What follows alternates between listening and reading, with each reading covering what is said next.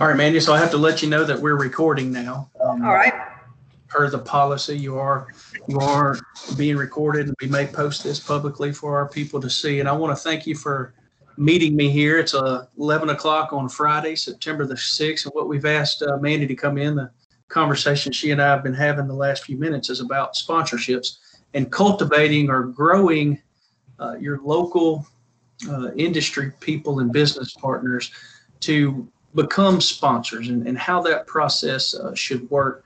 I think that Santa Maula FFA has a long established success in that, building partnerships from the teacher level. And so we've asked Mandy to come in and share some time and share some documents pertaining to what she does to cultivate those sponsorships. So Mandy, if you want to introduce yourself and then share your screen and kind of voice over some of the things y'all do at Santa Maula FFA.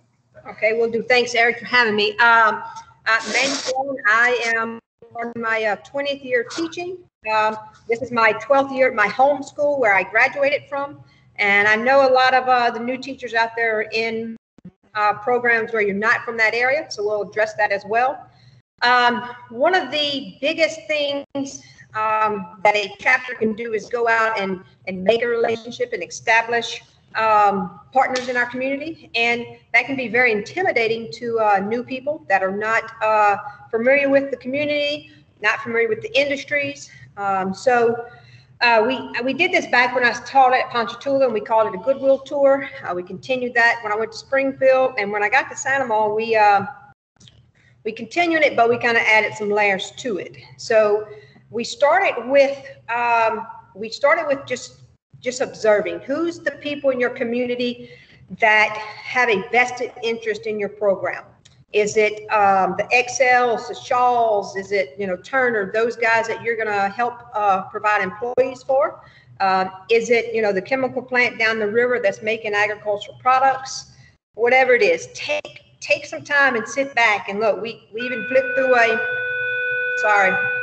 lunchtime's over. We even flipped through a phone book when we first started this and identified all the agriculture industries in our area. And you may say, well, why just agriculture? Well, small town Santa Maula, there's a grocery corner on every store. And from a big school, cheerleaders, Gatorettes, baseball, football, the dance team, everybody hit those same little grocery stores up asking for donations and trying to get them to partner with their program. So we thought it was within our best interest to go outside of those local businesses and hit some of these industry people that had ties to agriculture. So first we identified them, and then we made it a relationship. So it may have been through the Rotary Club or through our school has huge booster club programs, a parent-teacher association, your local farm bureau, whatever it is, kind of just start participating in things in your community. Maybe you attend the local Rotary meeting every week or something like that. Make a contact and see who's your significant business guys out there, who's relevant to your industry. So with Mandy, is it safe to say that to in the beginning, you may have to invite yourself, make those cold calls and just ask if you can come and be a part of those meetings? We never really had to make cold calls in Santa Maula. Back in Ponchatoula and Springfield, we kind of did. Like when we was at Ponchatoula, through this investigation process, we learned at the time, I wasn't aware there was Elmer's Chocolate. There was an egg processing facility. There's tons of things that are around your community, and just the local Knights of Columbus, VFW, those kind of things. So because I'm from here, I kind of knew some people, and that's the benefit of teaching in your hometown. So if you're in a community and you don't know somebody, there's bound to be a coach or someone at your school that you can buddy up with and maybe get some contacts from them. But yeah, don't be afraid to reach out to someone. But when you reach out to them, your first contact shouldn't be about, hey, can you give money to my program? Your first contact needs to be about learning about that company. What do they do? How do they, what do they produce? What's the type of personnel they're looking for? And invite them to your program. Say, hey, can you come as a guest speaker one day? And if you're doing things right and they're going to see the positive things going on in your chapter, they're going to see the kids eager to learn and work, they'll be more than happy to continue coming. And then you can take that relationship to the next level when you're ready to, seek out sponsorship and stuff for them. That's where I would start. And once you've made some relationships, the biggest tool that I have found is getting them in the classroom, getting them to see or come to a chapter event and letting them see your members in action, letting them see them work in the shop or, host an event where they're either collecting canned goods or putting something on for the community. Let them see the value in our students being involved. And typically once they see that, they're a supporter for life, and that makes it real easy. And don't be afraid to step out of the umbrella of FFA. Like, have your kids volunteer at a booster club event, or have them volunteer or partner with the football program. And you open up so many doors when you do that, because not only are you helping your program, but you're helping others. And that's going to bring some positive feedback for you. I guess we can kind of go into the sponsorship part right now.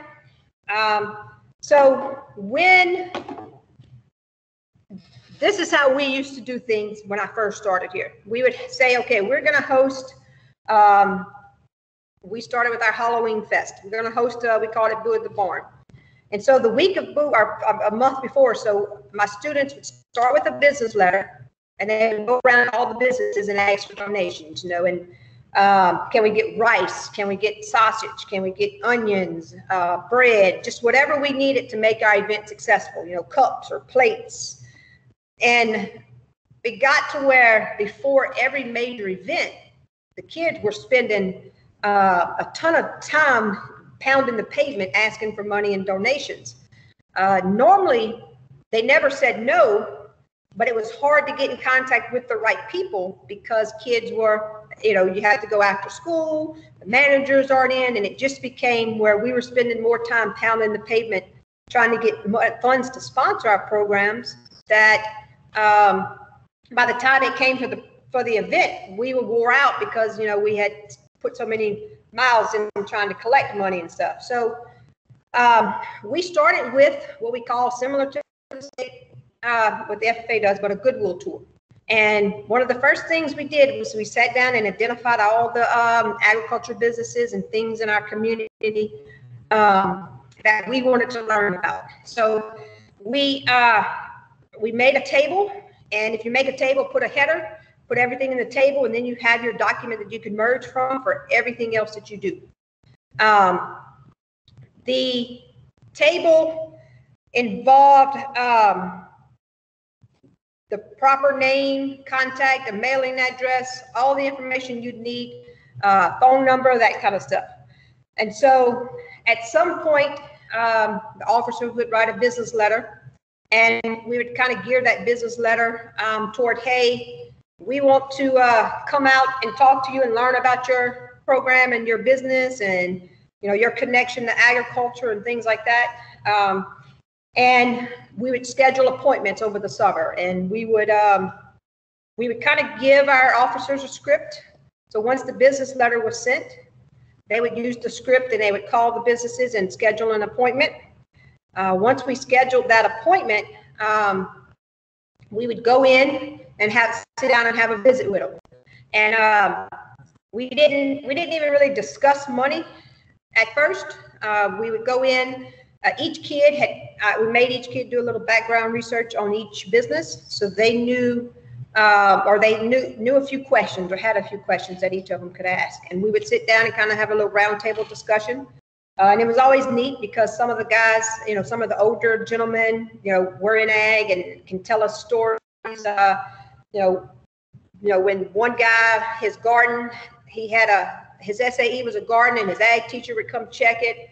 and things like that. So once you make that connection and they remember agriculture and FFA, it was easy. And so the first few years we did it, we left them with, we always brought our POA. We had a typed version of our POA, and we went through each activity and we talked about the quality standards. And they asked questions about the activities. Most of the time when it's a new contact, they were really surprised that we address those things at high school or having these types of activities. So it was an eye opener for them. From that, we would leave them with a brochure, and we had probably a 4 to 6 page brochure that our students had made. And on that brochure was the information about the sponsorship that said, hey, if you're interested in sponsorship, you know, these are the levels that we accept or offer.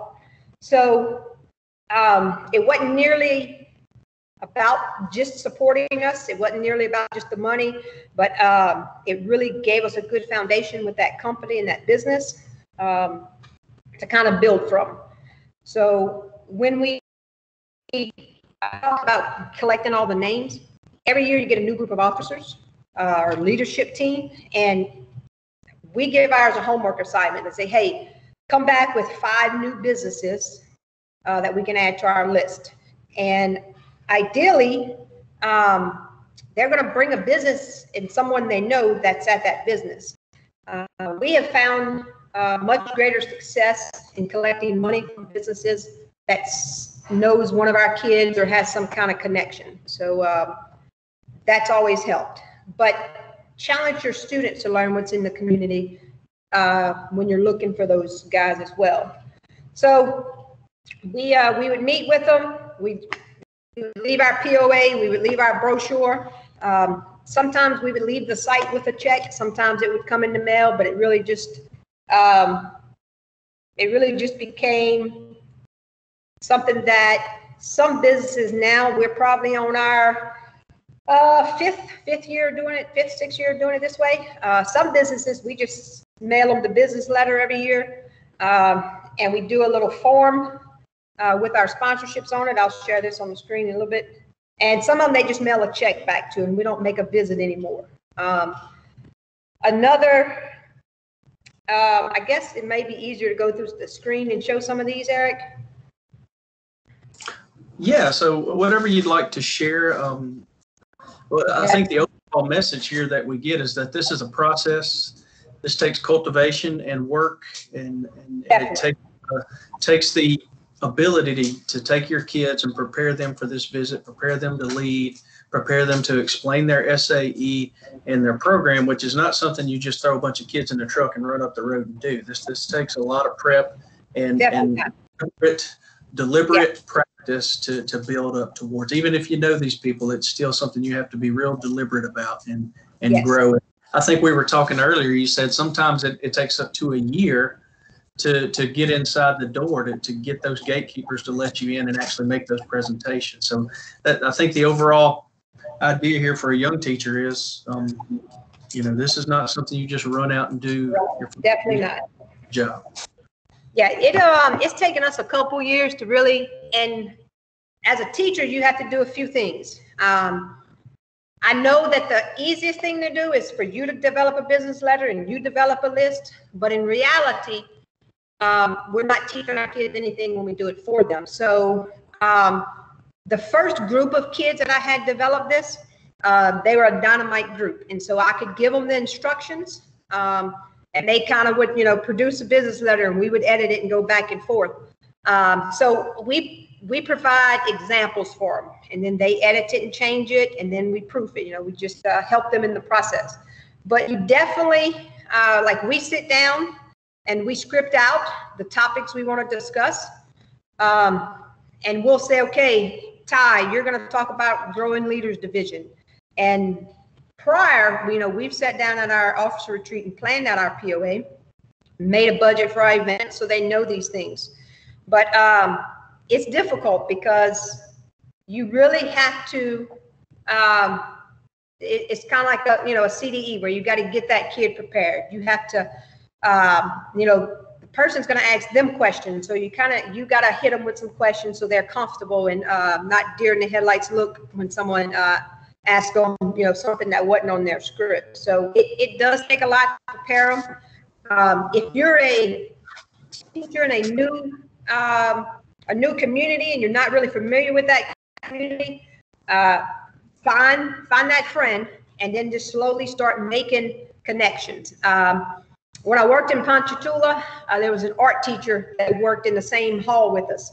Her husband was elected mayor when we were there. So that partnership really allowed us to make some much larger partnerships in the community because we befriended them and kind of started doing some small activities with them. So just as simple as eating lunch with the art teacher led to so much bigger things at that time. So don't ever look something and say, oh, well, that's too big for us, or we can't handle that, or just try and make that relationship and just be honest about your program and your kids. And, most people have a hard time saying no.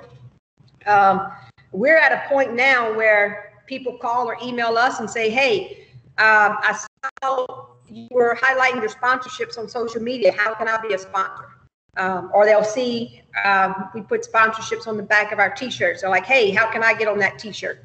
And we've seen that's happened at several events where the kids would be wearing them and someone would say, hey, what I need to do to get my business on the back. And so once you get it established, it becomes something that you kind of just feed and nurture along the way. But getting it established is the biggest part. So I'm going to flip through and share on my screen some of the things that we start with. Some of them are personal because it's something, it's like actually what our kids are doing. But I'll gladly share any of these type of documents with you after the fact if it's useful for you. Before you get to this document stage, you kind of got to sit out and talk. If you have other co-teachers with you, determine what do you want to do in terms of sponsorship. We're in chemical corridors, so we have a ton of chemical plants around us. So we know those plants have a budget and can donate large quantities of money, as opposed to some smaller communities, they may not. So whether you get one, in our case, we have a high sponsorship of 2,500. Whether you get one of 2,500 or 10 of 250, they all add up. So sit down and talk. What's your goals? How much do you need to raise in sponsorship?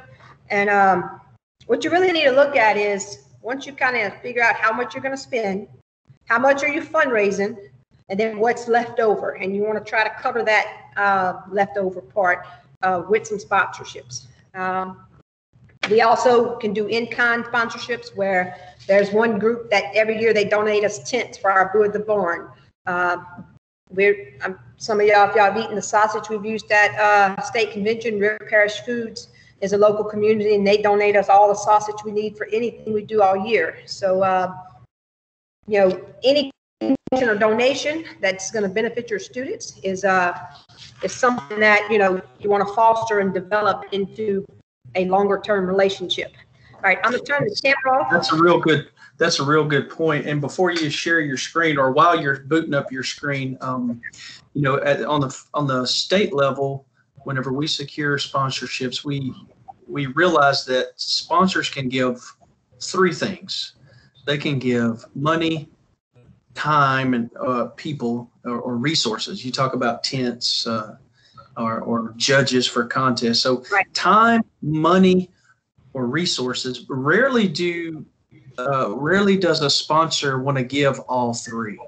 Right. So you really got to pick which one of those three that you're asking for and know what your ask is. For instance, we try to have our state LDEs at a university or at an LCTCS campus. We've done that over the last several years. Well, that's a resource. That's an in-kind donation. But we treat it just like we're securing a monetary sponsorship. We go about it the same way right. with establishing relationships, friendships, and making those presentations with state officers. So you're not always just asking for money. A lot of these bigger corporations have these budgets, and they do have these sponsorships, but it may take a year to get in their budget, because a lot of that money is already dedicated to another event. So keep that in mind when people give you people give you their resources or their staff or their time. They're also donating to your program and investing in your program. Right. And one of the things we learned, Eric, was we, like some of our major events are October or February, and we would go a little bit before then to seek money. Well, they're on a fiscal year, so their money's July to July. So we start this process right at the end of the school year, reaching out. And so you can try to get on that budget year, because a lot of times, we were going places and they say, oh, we're out of that budget. We've used all that budget money that we had set aside for that. So it's a little bit off of our normal year, but, we're doing all this end of May, June and July. So it takes a good group of kids to make that happen. So, all right, you should be able to see my screen. And we use Google Drive to share all our stuff. And so this is one of our sponsor letters that our president wrote, and this one was to a returning business. So we have two different ones, where one's to a returning business. Well, actually we have three. One's returning business, one's politicians, and the other one was any new businesses. So we have a document. And this is where we sat down and went through and did the research and kind of dug and identified these communities. Identified these companies. One of the things, you may not have a name, so that's why it's good to get a contact from a student. But you start your list, and if you don't have a name, do it to the business manager or personnel director or community relations, and kind of go from there. I put my kids on the phone and make them call and try to find find the right person's name, because letters get lost very easy in the office. So if they're going to a direct person, works a lot better. So we send the business letter to our addresses. And we send documents similar to this, and list all of the benefits that they have. And so this is something you'll need to do beforehand too, is decide all this. You can go to the National FFA website and download the graphics, and then you just have to put your information in so that all the the emblems and all the colors are right. But this goes with the business letter, and we have a modified version. I don't have the digital format, but the modified version has a spot where they can fill it out. It lists all the sponsorship information, and they kind of just check. So they could check that they want to be, a bronze sponsor. They fill out their information with a mailing address, and then they just mail a check in. Since we started doing that, we get probably 7 to 8 checks automatically every year without a visit, because we've established that relationship with them. We do business with their companies all year. We make sure that if we're going to buy something and they sell it, we try to go with them. So then it's time to go on a visit. This is some basic reminders we go through with our students. Our officers are shared in this Google Drive. So when we share something with them, we say, hey, check, the visit script. And so we'll kind of go over and see we have their names out to the side. And that's what they're going to be responsible for covering. We make them get some questions for each business.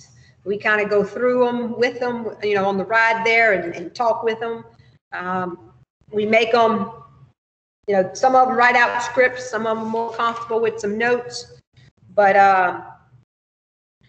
we use that. And let me see if I have a, we also have a, oh, there's the package. this is the document we send with our business letter. So some of them will have this, and when we visit, they'll give it this to us at that time. But before they make, so this is the order we do it in: a business letter, a business phone call to schedule an appointment, then we make the visit. Once all that's said and done and sponsor commits, we follow up. We have a document like this for every one of our sponsors, and we mark what level sponsorship they are, and then we kind of start going through the list and making sure we're following through with the things we told our sponsors we would. You know, if it's if their name on the website, we do the social media publications and things like that. This year we start a newsletter where we're highlighting our sponsors. So anything you can do that's going to get their name out there and let them know that they're, you know, let the community know that they're supporting your school is a benefit. We have, let's see, I don't think it made the list, but, and that's what we're in the process now. We assigned, like say we had a list of, let's see. I have too many tabs open here. All right, so this list, we would go down this list and we would assign, you know, the first 10 to our president, the next 10 to our vice president, and so forth. So if your assigned company donates, you will write the thank you. And you can see here where it says status, it needs a thank you. So we will come through, I mean, we'll come through and they'll write a thank you.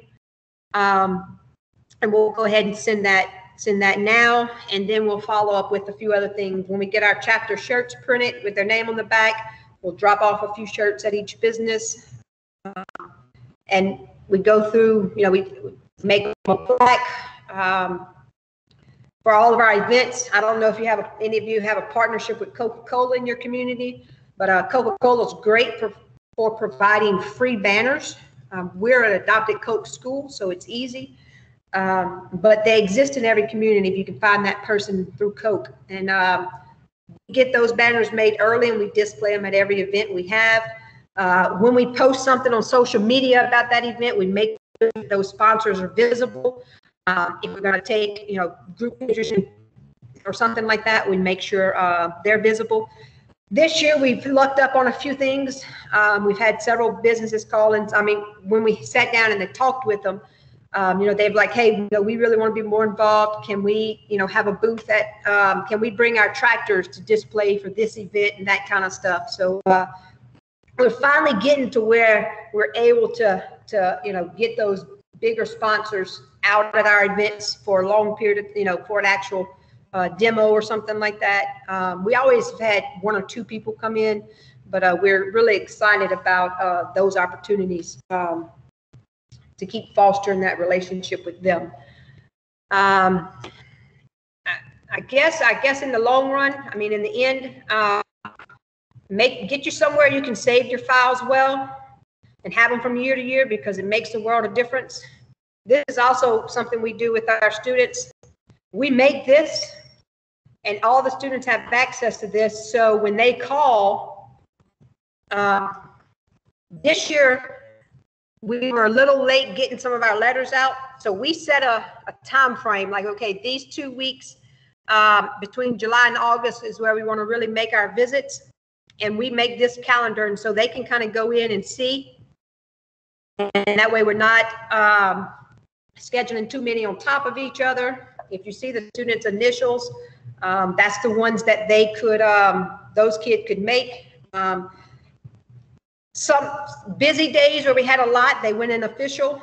Some days it was I mean, this is the, you know, dog days of summer where it's hot. They, you know, we had a official chapter shirt that they would wear. It just kind of depended on where we were going. We put them in official as much as we can, but, you know, we don't want anyone to pass out or die on us making 9 or 10 visits a day. So it just really depends on where you're going, the level of sponsorship that you're trying to, target at that place.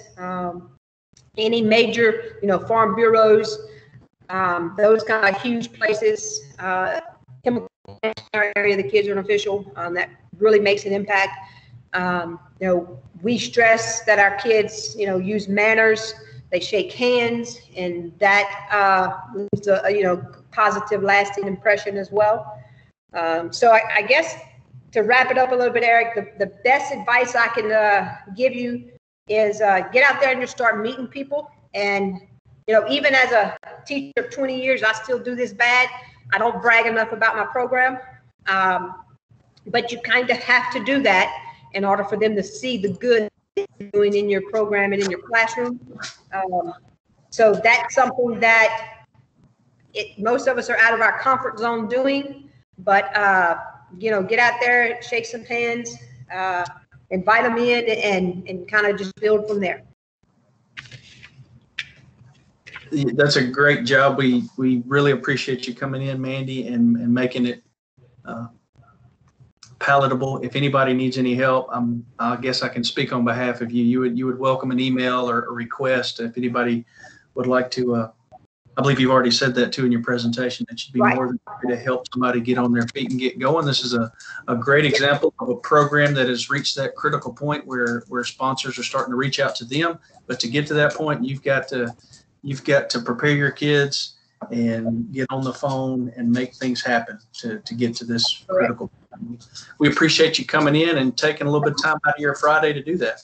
No problem, not at all. Y'all just give me an email, mandy.delone@apsb.org, if anyone wants to reach out, and I can send them some documents, kind of help you get your program rolling. Thank you, Eric.